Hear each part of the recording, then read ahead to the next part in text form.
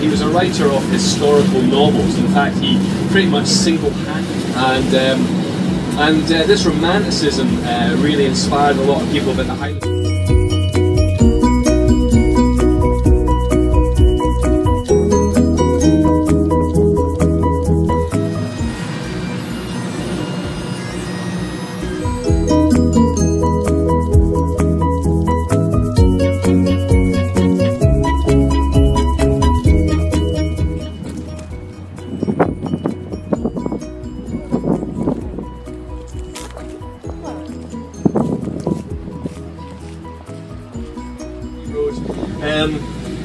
See what I think I'll probably do a wee stop, a wee stretch of legs through some woods and take you to a little waterfall there.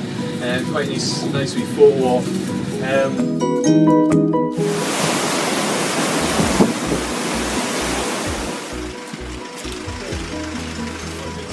That's royalty for you, of course. But so quite a magnificent looking building, Ardbrickie House. It's probably better known nowadays though as Glen Bogle House, because it features quite heavily in the Monarch of the Glen TV series and also in various other films and whatnot.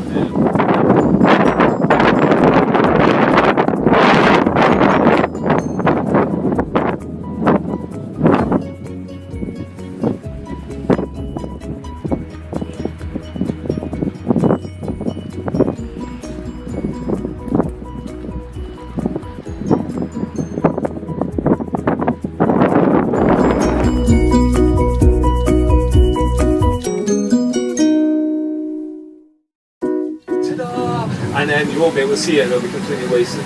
But we'll see. It's just with low cloud, I don't know, we'll see. We might rise above it. But it's an amazing thing. I mean, you know, if we see this thing now, there's probably, we may as well just go back.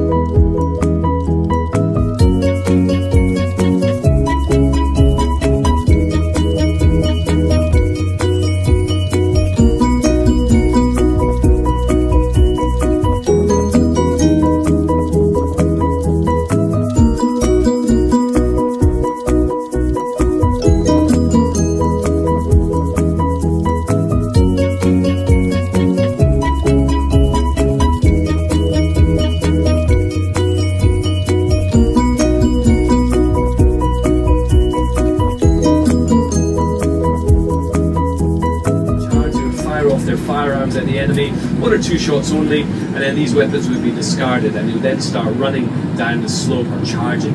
But now a lot of the men would have removed their plaids for ease of movement, so they'd be partially clothed or naked. They now had their basket-hilted broadsword unsheathed and only held in the right hand. On the left arm would be the round shield known as a targe with a big 12-inch spike sticking out the middle of that, and in their left hand an 18-inch stabbing knife. And as they're running down the hill, they'll be shouting out their individual war slogans in Gaelic, various other obscenities, I shouldn't wonder, the bagpipes and the full incitement stage, a very frightening sight to behold. And many an army just simply turned around and fled in the face of this charge. But they fought up there. But it kind of ties into this castle where we're going. So the Jacobites land there, Jacobite castle, and then they came into this glen to fight just outside Eilean Castle, where they then started bombarding the castle. And they basically just demolished it with cannon fire. It was destroyed, and that was it. And then the ships went away again. The redcoats moved off.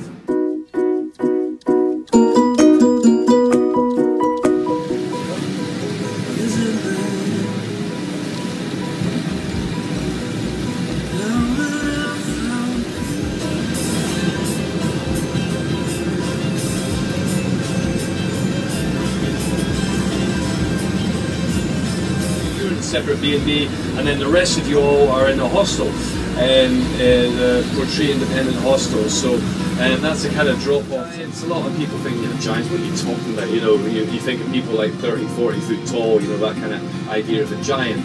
And but strange enough, if you look around the world, in the history of the world, the indigenous populations of loads of different countries, they all have legends and stories of giants. It's not an unusual story to Scotland or Ireland, it's right across the world. And a lot of people think is that perhaps giants did exist, but they weren't giants as we think of them, like 30 foot tall or whatever, but perhaps they were just very tall people compared to the rest of the population. and it's a very powerful place. You see quite a lot of storms and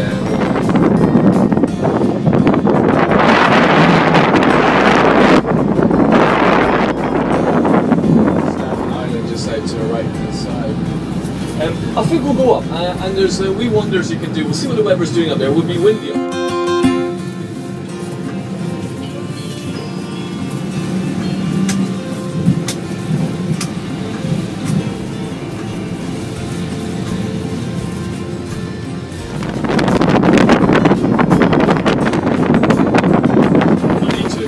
After them all, and I guess it has to be decided which ones are the important ones to.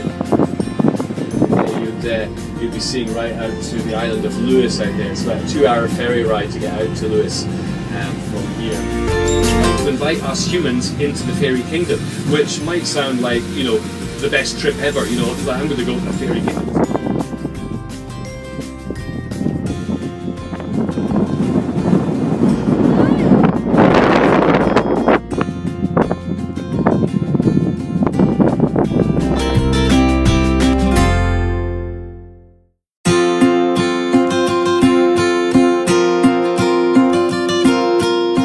Yesterday, the Lords of the Isles, the MacDonalds, they believe that they were far more powerful than the king, and actually, generally speaking, most of the time they probably were.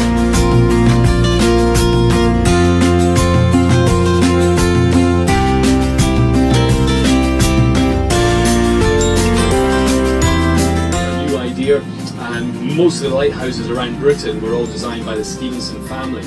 And he was actually brought up to become an engineer, and he did some work in some of the lighthouses, but he preferred writing.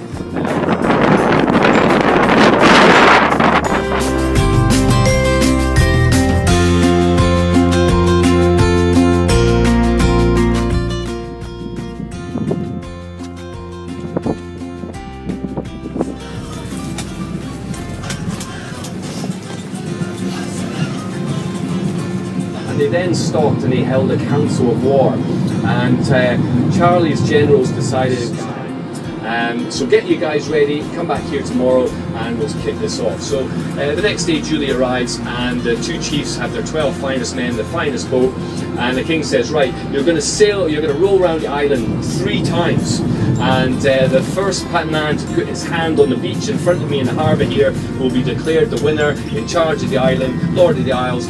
The end of the matter, and the king has spoken. Following a route, a well-travelled route for hundreds and hundreds of years, because it's the route that the drovers used to take pretty much to take the cattle down to market. So I'm going to tell you a little bit about them a little bit later on.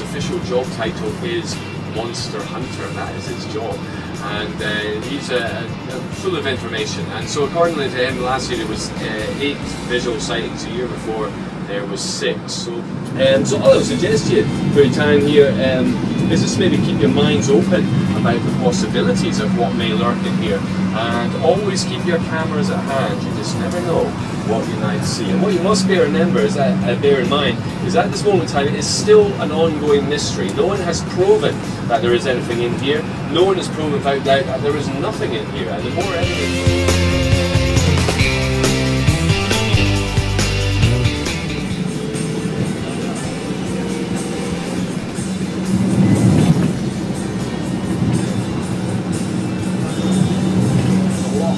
over there called Loch Arcade, and it was the last place the lost Jacobean gold was ever seen. James Bond was Scottish, you know, that's kind of how he wrote it into it. It was based on a particular agent that was a real person, but he then wrote into the story that James Bond's dad was from Glencoe, and he really loved this area, and it's just been quite well.